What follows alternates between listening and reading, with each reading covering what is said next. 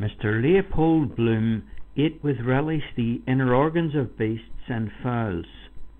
He liked thick giblet soup, nutty gizzards, a stuffed roast heart, liver slices fried with crust crumbs, fried hencods roes. Most of all he liked grilled mutton kidneys, which gave to his palate a fine tang of faintly scented urine. Kidneys were in his mind as he moved about the kitchen softly, reading her breakfast things on the humpy tray. Gelid light and air were in the kitchen, but out of doors, gentle summer morning everywhere made him feel a bit peckish. The coals were reddening. Another slice of bread and butter, 3, 4, right. She didn't like her plate full. Right.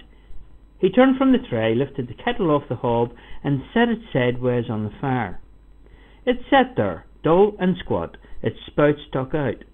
Cup of tea soon, good. Mouth dry. The cat walked stiffly round a leg of the table with tail on high. Meow. Oh, there you are, Mr. Bloom said, turning from the fire. The cat mewed in answer and stalked again stiffly round a leg of the table, mewing. Just how she stalks over my writing table. Purr, scratch my head. Purr. Mr. Bloom watched curiously, kindly, the lithe black form. Clean to see. The gloss of her sleek hide, the white button under the butt of her tail, the green flashing eyes. He bent down to her, his hands on his knees. Milk for the pussins, he said.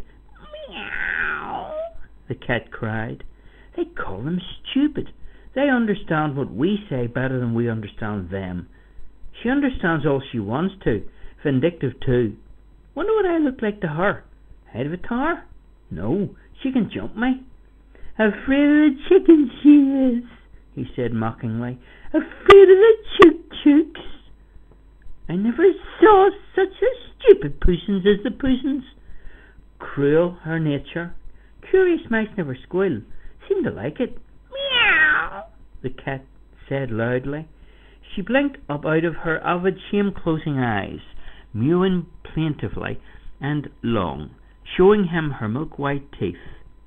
He watched the dark eye slits narrowing with green till her eyes were green stones.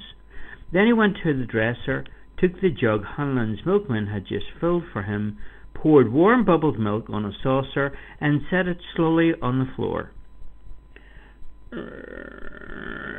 She cried, running to lap. He watched the bristles shining warily in the weak light as she tipped 3 times and licked lightly. Wonder is it true if you clip them they can't mouse after? Why? They shine in the dark, perhaps, the tips, or kind of feelers in the dark, perhaps. He listened to her licking laps. Ham and eggs? No good eggs with this drought. Want pure fresh water. Thursday, not a good day either for a mutton kidney at Buckley's. Fried with butter, a shake of pepper, better a pork kidney at Dugas's.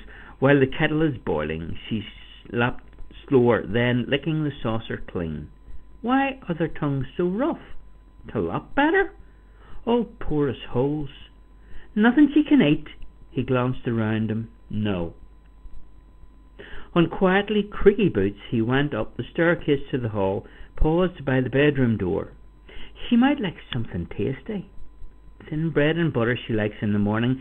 Still, perhaps once in a way, he said softly in the bare hall. I'm going round the corner. Be back in a minute. And when he had heard his voice say it, he added, You don't want anything for breakfast? A sleepy, soft grunt answered, No, she didn't want anything. He heard then a warm, heavy sigh. Softer, as she turned over and the loose brass quoits of the bedstead jingled. Must get those settled, really. Pity. All the way from Gibraltar. Forgotten any little Spanish she knew. Wonder what her father gave for it. Old style. Ah, yes, of course.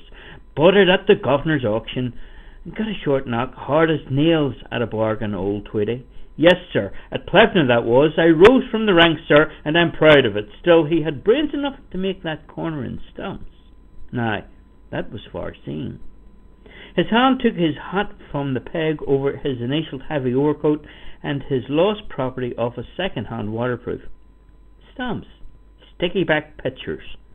Dare say lots of officers are in the swim too. Of course they do. The sweated legend in the crown of his hat told him mutely, Plasto's high-grade ha. He peeped quickly inside the leather headband.